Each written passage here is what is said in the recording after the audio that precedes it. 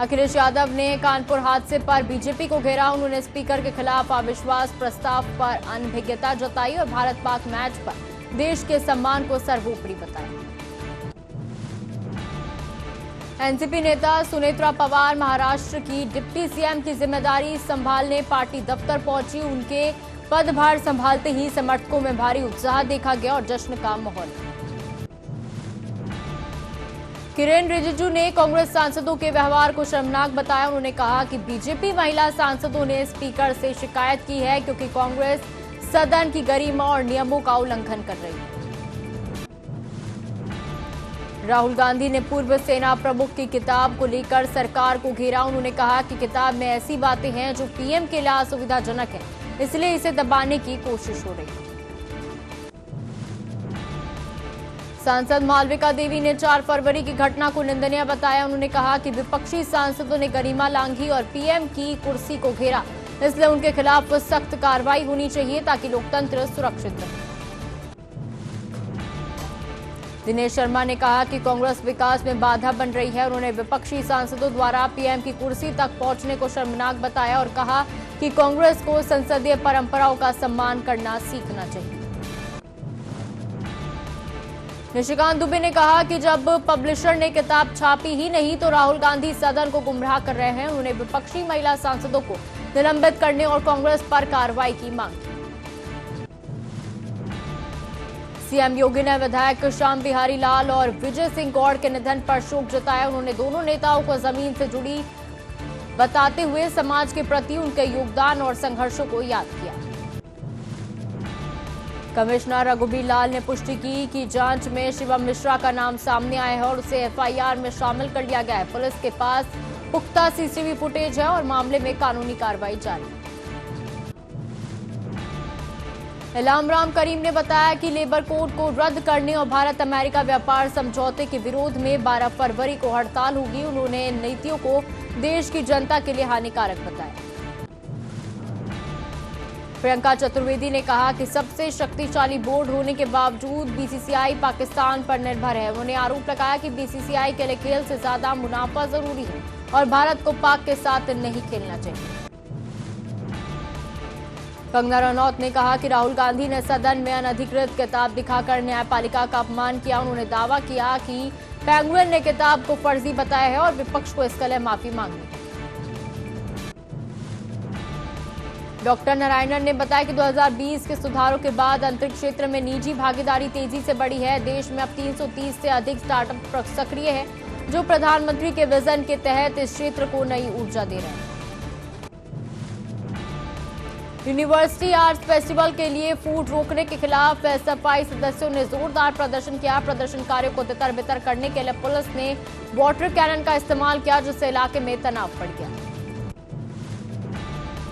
तेजस्वी यादव ने बिहार में बढ़ते अपराध और नीट धांधली पर सरकार को घेरा। उन्होंने कहा कि मुख्यमंत्री की भाषा अपराधियों के हौसले बढ़ा रही है और सरकार जवाबदेही से भाग रही है। मणिपुर के उखरूल में जनजातीय झड़प के बाद तनाव बरकरार है। शांति बनाए रखने हेतु सुरक्षा बल तैनात है और जिले में 5 दिनों के लिए इंटरनेट बंद है। रवि किशन ने विपक्षी दलों द्वारा लोकसभा स्पीकर के खिलाफ अविश्वास प्रस्ताव लाने की खबरों को ड्रामा करार दिया। उन्होंने कहा कि विपक्ष को असल दिक्कत पीएम मोदी और भाजपा की लगातार जीत से है और वह सदन में अपना ही मजाक उड़वा रहे हैं। सीएम धामी ने एकल महिला स्वरोजगार योजना शुरू की। इसमें महिलाओं को 2 लाख तक की मदद और 75% सब्सिडी मिलेगी ताकि अकेले जीवन यापन कर रही महिलाएं आत्मनिर्भर और आर्थिक रूप से सशक्त बन सकें। देहरादून सीएम पुष्कर सिंह धामी करेंगे शुभारंभ एकल महिला स्वरोजगार योजना का शुभारंभ। योजना के तहत महिलाओं को मिलेगी सब्सिडी। महिला को 50 से 75% तक मिलेगी सब्सिडी। महिलाओं को आत्मनिर्भर बनाने की एक ये बड़ी पहल। उत्तराखंड में मौसम विभाग ने जारी किया अलर्ट। 8 जिलों में बारिश और बर्फबारी की संभावना। उत्तरकाशी और चमोली में मौसम रहेगा खराब। बारिश और बर्फबारी से बढ़ेगा ठंड का असर। लोगों को सतर्क रहने की सलाह। दिल्ली के ख्याला में नाबालिग की हत्या। अज्ञात बदमाशों ने चाकू मारकर हत्या की। मौके पर पहुंची पुलिस जांच पड़ताल में जुटी। पुलिस ने शव पोस्टमार्टम के लिए भेजा।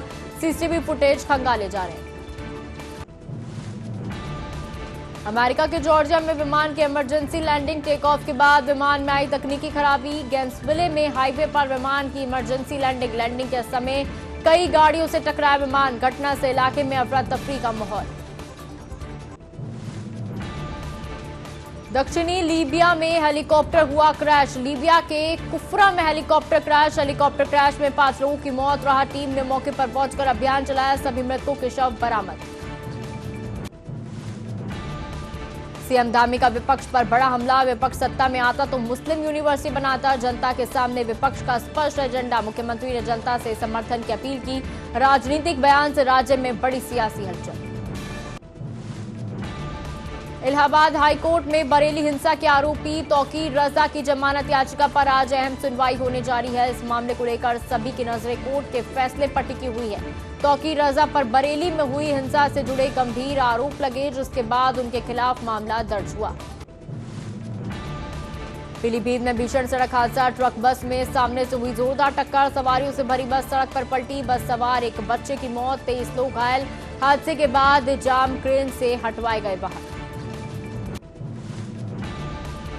उत्तर प्रदेश के नोएडा में तेज रफ्तार का कहर। अनियंत्रित टेम्पो ट्रक से टकराया। 3 घायलों की हालत बनी हुई है नाजुक। तेज रफ्तार ट्रक ने मारी जोरदार टक्कर। भीषण हादसे में आधा दर्जन लोग घायल। जौनपुर में पुलिस और तस्कर के बीच मुठभेड़। गौ तस्कर के पैर में लगी गोली। पुलिस ने घायल तस्कर को किया गिरफ्तार। मौके से तमंचा, कारतूस और पिकअप बरामद। अंतर जनपद गौ तस्करी गिरोह का खुलासा। चाइनीज मांझे पर बैन का मामला। हाईकोर्ट में आज होगी सुनवाई। चीनी मांझे पर बैन की मांग वाली पीआईएल पर सुनवाई। पीएमओ और यूपी सरकार से मांगा गया जवाब। हाईकोर्ट पहले ही नोटिस जारी कर चुका है। सेक्टर 24 में पुलिस गश्त की पोल खुली। चोरों ने कंपनी के बाहर खड़ी गाड़ी के चारों टायर साफ कर दिए। स्थानीय पुलिस चोरी रोकने में नाकाम साबित हो रही है।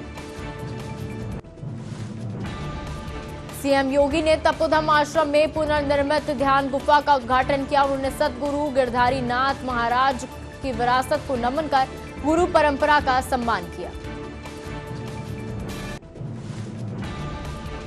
प्रियंका गांधी ने सदन में राहुल गांधी को बोलने से रोकने पर नाराजगी जताई। उन्होंने कहा कि विपक्ष की आवाज दबाना लोकतंत्र नहीं बल्कि एक बेतुका रवैया।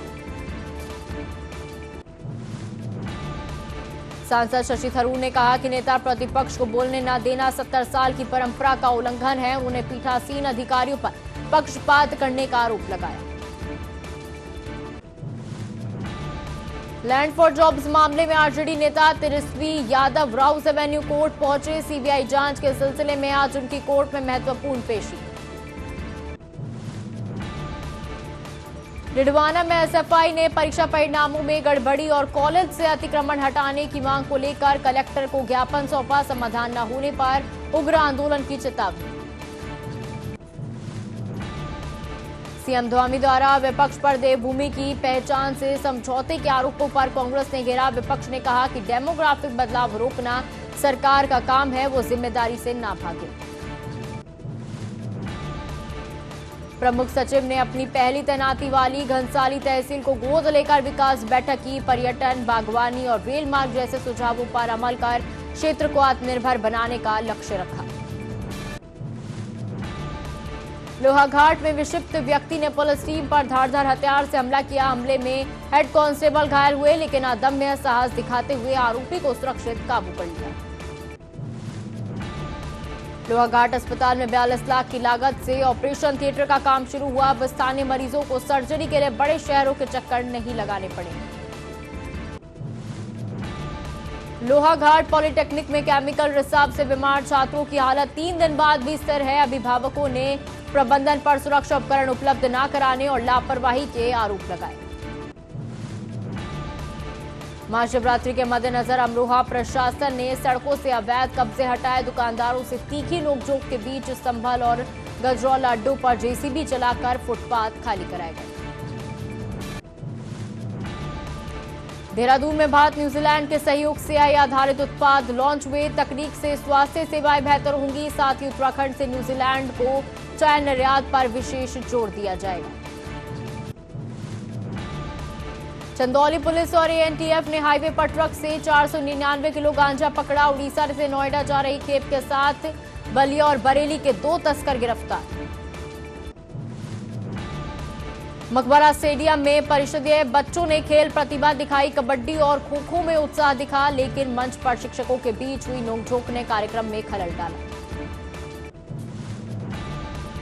फिरोजाबाद में आशा बहुओं ने स्थायीकरण और मानदेय वृद्धि को लेकर कलेक्ट्रेट पर प्रदर्शन किया। 21 वर्षों की सेवा का हवाला देते हुए राज्य कर्मचारियों का दर्जा मांगा। बुलंदशहर खुर्जा विकास प्राधिकरण ने हाईवे किनारे सैकड़ों बीघा अवैध कॉलोनियों को ध्वस्त किया। बिना मानचित्र स्वीकृति के हो रहे निर्माण पर भारी पुलिस बल के साथ कार्रवाई। हरदोई कांग्रेस ने भाजपा पर वैध मतदाताओं के नाम कटवाने की साजिश का आरोप लगाया। प्रशासन को घेरते हुए उन्होंने फर्जी प्रपत्र भरने वालों पर एफआईआर की मांग की। सहारनपुर में सपा पार्षद ने मुस्लिम क्षेत्रों के वोट फर्जी तरीके से काटने का आरोप लगाया। उन्होंने डीएम को साक्ष्य सौंपते हुए हाईकोर्ट जाने की चेतावनी दी।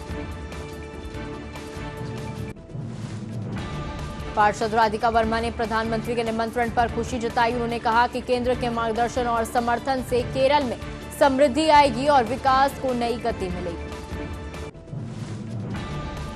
सपा सांसद राजीव राय ने बजट सत्र के दौरान सरकार पर तीखा हमला बोला। उन्होंने कहा कि विपक्ष के सवालों का सरकार के पास कोई जवाब नहीं है, इसलिए वे चर्चा से बच गए। केंद्रीय मंत्री जीतन राम मांझी ने विपक्ष पर निशाना साधते हुए कहा कि उनके पास कोई ठोस मुद्दा नहीं है, केवल सुर्खियों में बने रहने के लिए वे फिजूल के विरोध प्रदर्शन कर रहे हैं। मुख्य आर्थिक सलाहकार वी अनंथा नागेश्वर ने नीति आयोग की रिपोर्ट की सराहना की। उन्होंने कहा कि विकसित भारत और नेट जीरो के लक्ष्य को जोड़ने वाली ये रिपोर्ट भविष्य के लिए एक मानक बनी। अमेरिकी राजदूत सर्जियो गौर ने कहा कि व्हाइट हाउस और राष्ट्रपति ट्रंप भारत पर विशेष ध्यान दे रहे हैं। मोदी ट्रंप की दोस्ती से ही द्विपक्षीय व्यापार समझौता संभव हो सका। तिरुवनंतपुरम के मेयर वीवी राजेश और डिप्टी मेयर पार्षदों के साथ दिल्ली रवाना हुए। विकास कार्यों और शहर के मुद्दों को लेकर प्रधानमंत्री मोदी से मुलाकात करेंगे। गजपति में नाबालिग से दुष्कर्म के आरोपी किशोर ने गुनाह कबूला। पुलिस 15 दिन में चार्जशीट दाखिल करेगी। पीड़िता का मेडिकल और बयान दर्ज कर लिया गया। मुख्यमंत्री मोहन यादव ने बोर्ड परीक्षाओं से पहले छात्रों से संवाद कर उनका हौसला बढ़ाया। सीएम ने कहा कि पीएम मोदी की तरह उनका उद्देश्य भी बच्चों को तनाव मुक्त रखना है, ताकि वे बिना किसी बोझ के परीक्षा दे सकें। दरभंगा में बच्ची से दरिंदगी पर परिषद में हुए हंगामे पर मंत्री अशोक चौधरी ने विपक्ष को घेरा। उन्होंने कहा कि पुलिस ने 1.5 घंटे में गिरफ्तारी की, जबकि सवाल उठाने वाले खुद अपनों को सुरक्षित नहीं रख पाए। मंत्री चंद्रकांत पाटिल ने जिला परिषद और पंचायत समिति चुनावों में बीजेपी के नंबर 1 बनने पर खुशी जताई। उन्होंने कहा कि जनता को मोदी और फडणवीस के नेतृत्व पर अटूट भरोसा है। मुख्यमंत्री मानिक साहा ने प्रज्ञा भवन में स्कूल लीडरशिप डेवलपमेंट पर 3 दिवसीय क्षेत्रीय कार्यशाला का उद्घाटन किया। इसमें शिक्षा की गुणवत्ता और भविष्य की योजना पर मंथन होगा। तटीय सुरक्षा और महिला सशक्तिकरण के संदेश के साथ निकली सीआईएसएफ की साइक्लोथॉन का सूरत में भव्य स्वागत हुआ। गृह राज्य मंत्री हर्ष संघवी ने जवानों के अनुशासन और देश सेवा के जज्बे को सराहा। एनसीपी प्रमुख शरद पवार को खांसी और गले में संक्रमण के कारण पुणे के रूबी हॉल अस्पताल में भर्ती कराया गया। बेटी सुप्रिया सुले उनके साथ मौजूद। मुख्यमंत्री नायब सिंह सैनी ने गुरुग्राम में 12 शिकायतों का मौके पर निपटारा किया। उन्होंने अधिकारियों को सीवरेज और सड़कों की समस्याओं को तुरंत हल करने के निर्देश दिए। डॉक्टर बलबीर सिंह ने प्रताप सिंह बाजवा से माफी की मांग की। उन्होंने कहा कि मेहनत से आगे बढ़ने वाले किसान के बेटे को नीचे दिखाना निंदनीय है। पंजाब के मंत्री हरपाल चीमा ने कहा कि दलितों के अपमान पर भाजपा और कांग्रेस की मिलीभगत उजागर हो गई। दोनों पार्टियों का असली चेहरा सामने आया। पूर्व क्रिकेटर वेंकटेश प्रसाद ने गृह मंत्री से मुलाकात की। उन्होंने कहा कि बैठक का उद्देश्य आरसीबी और सरकार के बीच समन्वय बिठाकर मैचों का सफल आयोजन सुनिश्चित करना है। जेजेडी प्रमुख तेज प्रताप यादव बिहार में यात्रा शुरू करेंगे। होली के बाद तारीख तय होगी। बैठक में संगठन की मजबूती और आगामी रणनीति पर चर्चा की गई।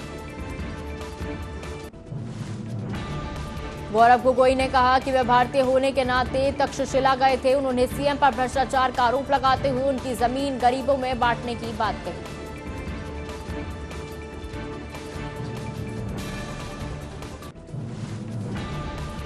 अमित शाह ने कहा कि पीएम मोदी ने आदिवासी संस्कृति और उत्पादों को ब्रांडिंग के जरिए बाजार दिया। बिरसा मुंडा की 150वीं जयंती अब जनजातीय गौरव दिवस है।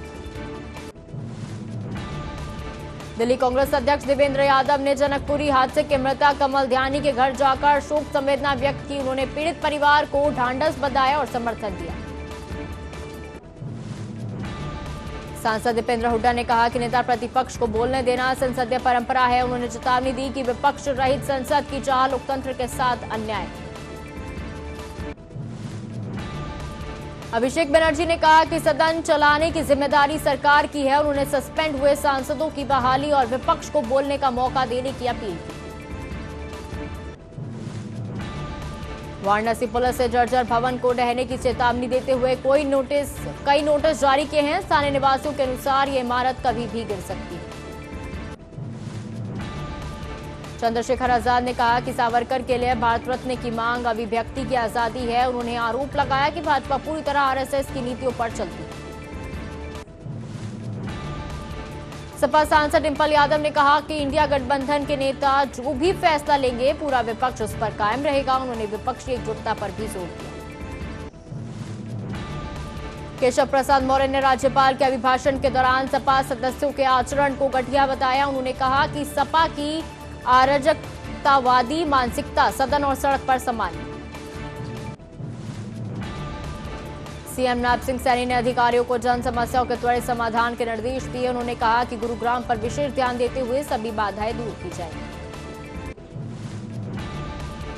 सीएम धामी ने विपक्ष पर वोट बैंक के लिए राज्य की पहचान से समझौते का आरोप लगाया। उन्होंने कहा कि तुष्टीकरण की राजनीति को जनता बर्दाश्त नहीं करेगी। पटना के कक्कड़बाग में अतिक्रमण हटाओ अभियान के दौरान भारी हंगामा हुआ। स्थानीय लोगों ने टीम पर हमला कर जेसीबी मशीन को क्षतिग्रस्त कर दिया। भाजपा राष्ट्रीय अध्यक्ष नितिन नबीन ने पटना में कहा कि पीएम मोदी के विकसित भारत के सपने का पूरा करने हेतु हर ब्लॉक तक नेतृत्व पहुंचाना बेहद जरूरी। राहुल गांधी ने कहा कि सरकार बजट और अमेरिकी डील पर चर्चा से डर रही है। उन्होंने आरोप लगाया कि पीएम विपक्ष के सवालों का सम्मान नहीं करना चाहते।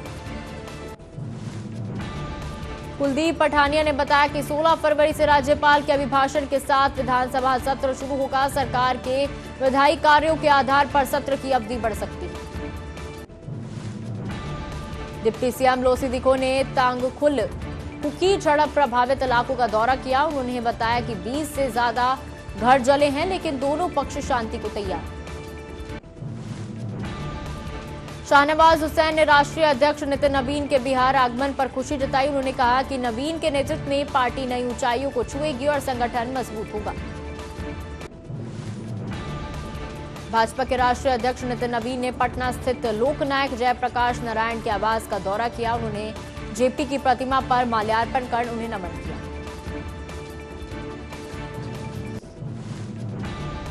सांसद इकरा हसन ने सरकार पर विपक्ष की आवाज दबाने और चर्चा से भागने का आरोप लगाया। उन्होंने यूपी की कानून व्यवस्था को जंगल राज करार दिया।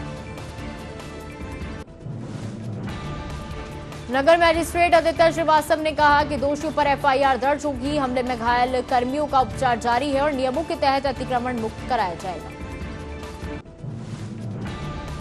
यूपी विधानसभा सत्र के पहले दिन मंत्री दानिश आजाद ने सपा पर सदन बाधित करने का आरोप लगाया। उन्होंने कहा कि विकास के लिए सार्थक चर्चा जरूरी है।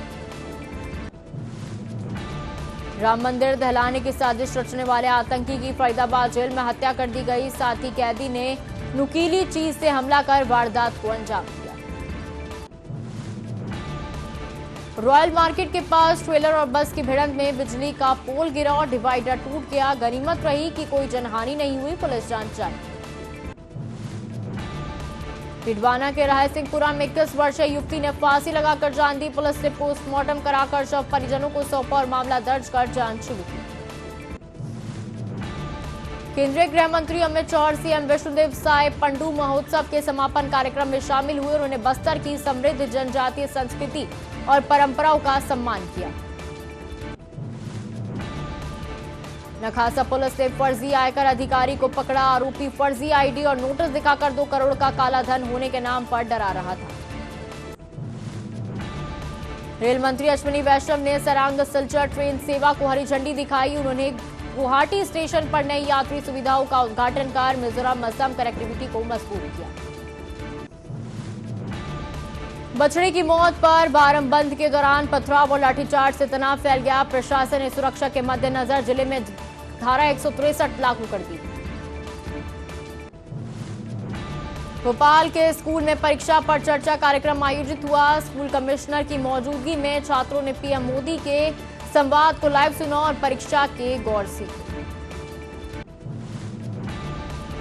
शिक्षक भर्ती 2025 में कम पदों को लेकर अभ्यर्थियों का आक्रोश बढ़ा। शिवपुरी के ओवरएज अभ्यर्थी ने आत्मघाती कदम की चेतावनी देते हुए सरकार से रिक्त पद भरने की गुहार लगाई।